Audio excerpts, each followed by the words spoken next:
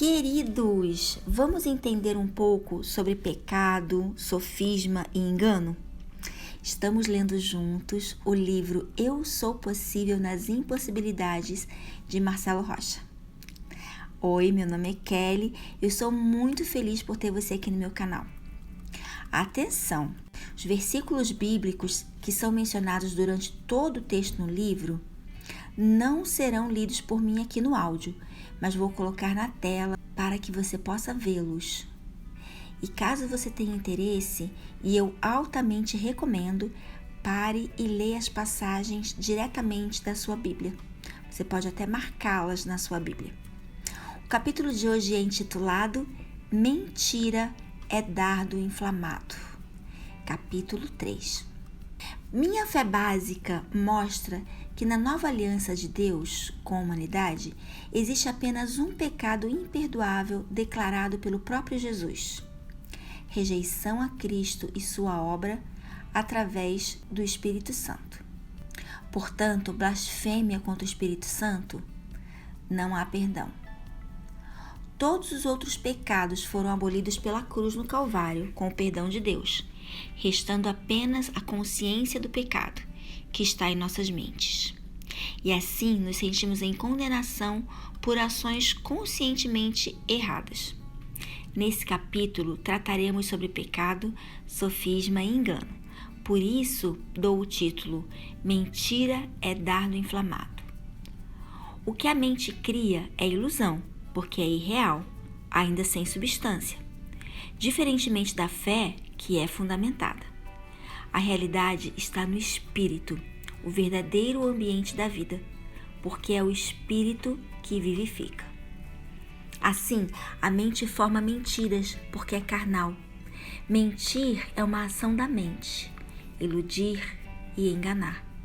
Mas não me entenda mal, nem sempre a mente é ruim, porque aprendi que Deus criou o cérebro não apenas para pensar, mas sua função essencial é nos dar proteção contra emoções, sentimentos e ações ruins.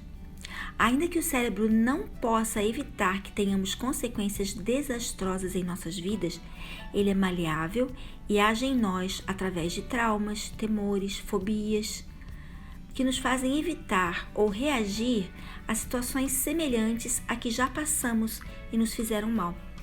Então, a intenção é nos guardar de sentimentos indesejados, que nos levam a ações de riscos desnecessários por uma atitude mentirosa em nossa mente, que poderia trazer efeito nocivo à nossa estrutura humana. No entanto, temos como adversário o pai do pensamento sofismático, para ampliar o espaço para o engano através da mentira.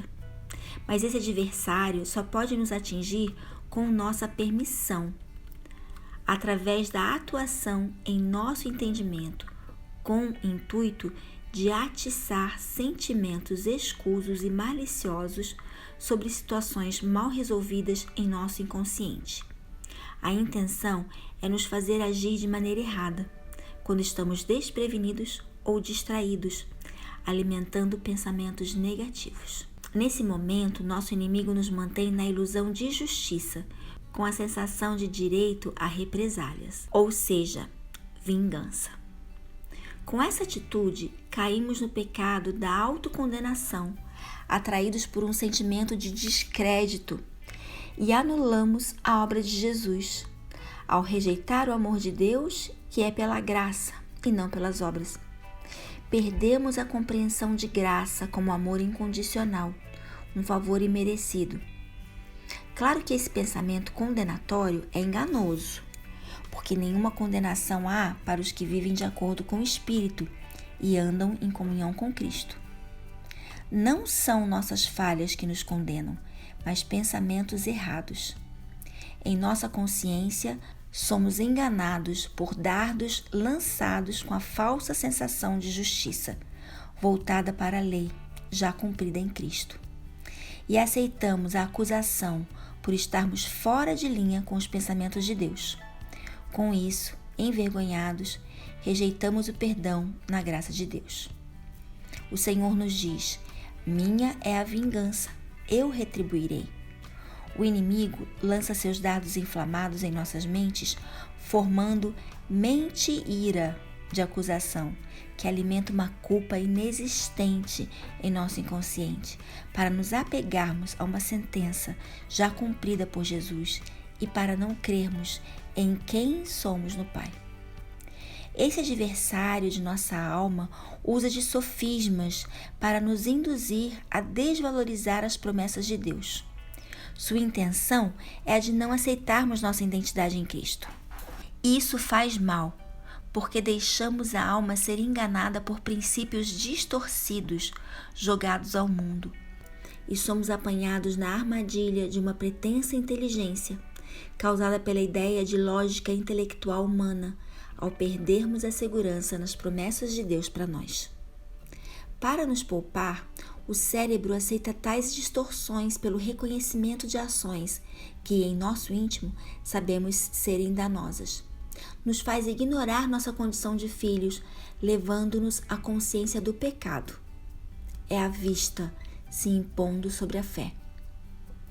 Viver pela fé nos conduz a duas conclusões. Não é o que vemos ou sentimos que nos inserem em nossa realidade, mas sim o que concretizamos em nosso espírito, numa visão do invisível em promessas, mas materializadas na certeza da fé. E outra coisa é que o justo viverá pela sua fé, o que expõe uma percepção incorreta do mundo sobre a palavra justiça, porque a fé não é sentimento, é uma certeza. Ao entendermos que justiça divina é oposta à justiça humana, percebemos que justiça humana condena. Portanto, está ligada a um sofisma vingativo, enganada pelo que vê ou imagina. Mas a justiça divina liberta através do legado de Jesus, que é o perdão. Sendo assim, justo para Deus é aquele que leva liberdade aos cativos e, por isso, vive pela fé no que Deus diz e não na visão do mundo condenado. A palavra mentira tem sua origem no latim, com o termo mens, que significa mente, inteligência, discernimento. Mas existe também um outro significado para mens: intenção. Portanto, o mentiroso não é estúpido ou inocente. A verdadeira mentira jamais acontece por descuido, distração ou boas intenções. É fruto de um desejo premeditado para enganar, iludir ou simplesmente fazer mal a alguém. Portanto, mentira e sofisma são termos semelhantes, em que se mistura um pouco de verdade e algo enganoso para crermos numa total inverdade, o que chamamos de falácia.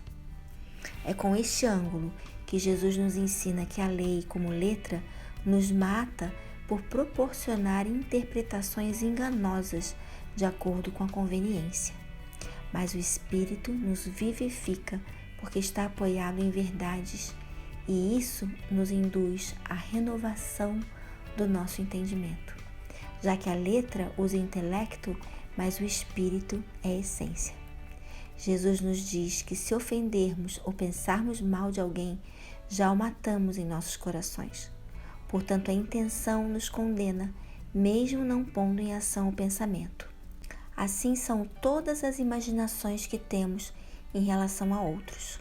O pecado, na verdade, está no que desejamos ou pensamos de mal sobre as situações. Devido a isso, nossas ações não nos levam ao erro. Ações são apenas consequências do que pensamos. Nosso erro está na intenção desses pensamentos. Esse é o truque do sofisma.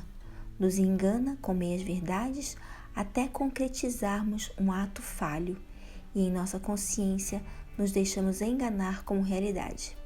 Por consequência, caímos em condenação. Não somos bons em nós mesmos, necessitamos de transformação em nossas mentes. Por isso, todos pecamos. Sem Jesus, estamos destituídos da glória de Deus. Agir sobre intenções que conflitem com princípios inatos expõe nossas fraquezas a outras pessoas e, envergonhado, o cérebro protetivo nos blinda com justiça própria, numa espécie de autopreservação da imagem.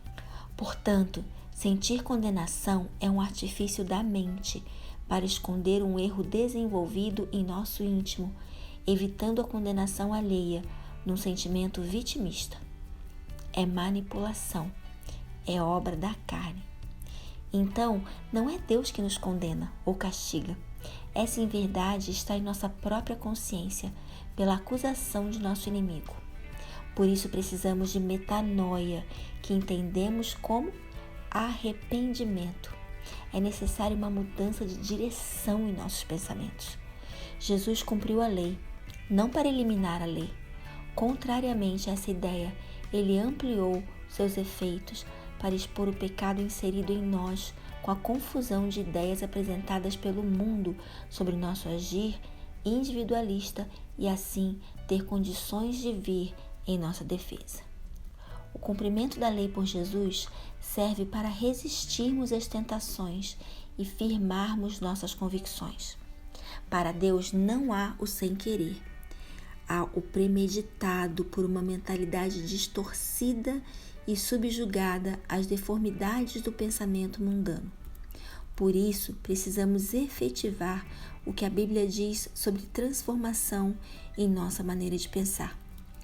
Sendo assim, se não estamos revestidos com a armadura da justiça libertadora de Deus, sóbrios e vigilantes, firmes em sua palavra, passamos a ser instrumentos nas mãos do nosso adversário, que anda em derredor, rugindo ou seja, fingindo ser um leão, buscando a quem possa tragar com suas acusações.